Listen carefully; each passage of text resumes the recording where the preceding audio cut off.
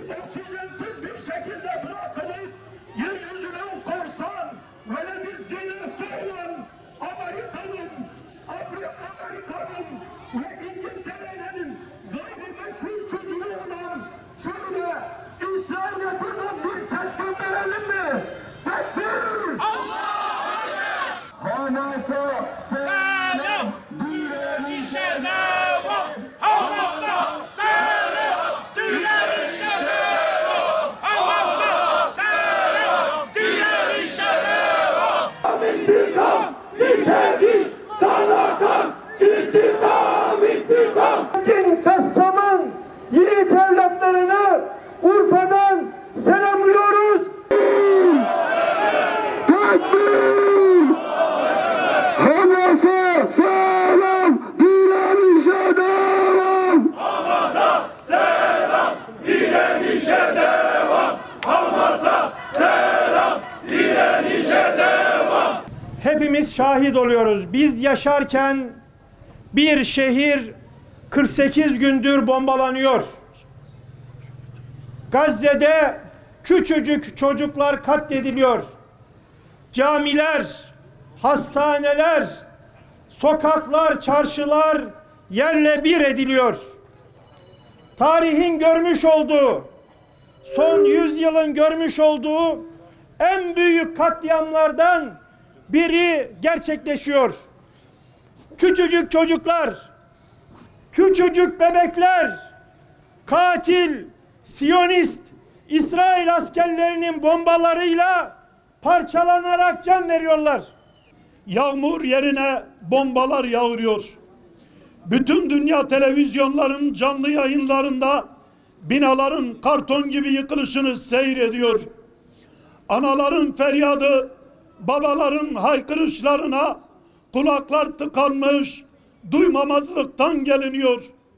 Tonlarca ağırlığındaki bombalar peş peşe patlarken masum ve günahsız çocukların bedenleri paramparça oluyor. Gazze'de ne evler, ne camiler, ne okullar ve ne de hastaneler gözetilmeksizin 49 günden beridir bombalanmaktadır. Bugüne kadar 15.000 şehit verildi. Bunların yarısının yakını çocuktur. En az 10.000 tane insanın cesedi enkazların altındadır. Yıkılan binaların enkazından cenazeler çıkarılıyor, cesetler çıkarılıyor. Siyonist, terörist İsrail, Birleşmiş Milletler ve uluslararası mahkemelerce yasaklanan çeşit çeşit bombayı kullanıyor. Amerika ve İngiltere başta olmak üzere bütün Batı İsrail'in yanında saf tutarak katliamlara destek vermektedir.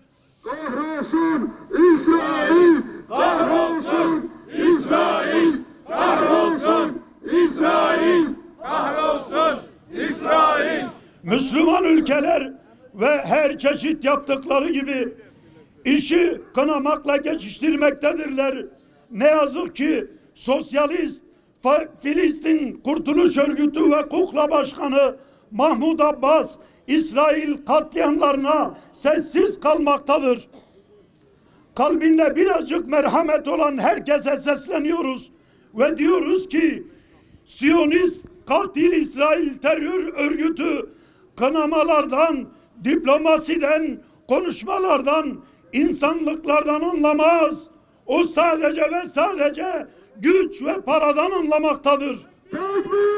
Allahu Ekber! Tekbir! Allahu Ekber! Tekbir! Allahu Ekber! Hamas'ın yiğitleri tarihin en şerefli mücadelesini vererek bütün yokluklara rağmen dünyanın en modern silahlarına sahip ama dünyanın en şerefsiz, en korkak milleti olan Siyonist katil Yahudilere karşı cihat etmektedirler. Siyonist katil Yahudinin dini de, imanı da, şerefi de, namusu da, can damarı da paradır.